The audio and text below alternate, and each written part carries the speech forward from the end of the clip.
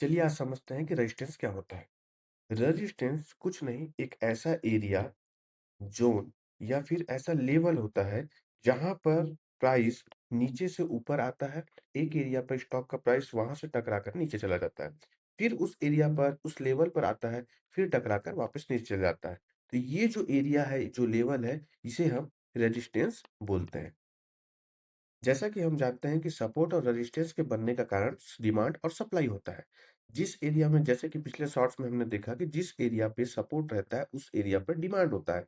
उसी प्रकार जिस एरिया पे सप्लाई होता है वहां पे रेजिस्टेंस होता है।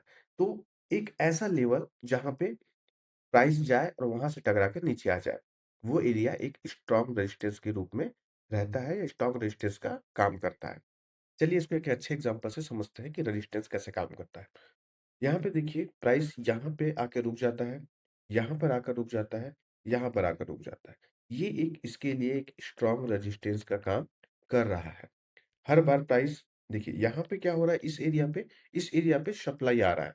जैसे ही स्टॉक का कोई प्राइस नीचे अपना सपोर्ट लेता है, नीचे आकर फिर थोड़ा-सा ऊपर जाता है, फिर नीचे आकर यहाँ सपोर्ट लेता है। यहाँ से फिर ये एक डिमांड, ये जो एरिया है, ये एक डिमांड का एरिया है, जिसको हम लोग क्या करते हैं, सपोर्ट करते हैं। सिंपल सी बात है, डिमांड बढ़ेगा किसी चीज़ का तो वो प्राइस ऊपर जाएगा।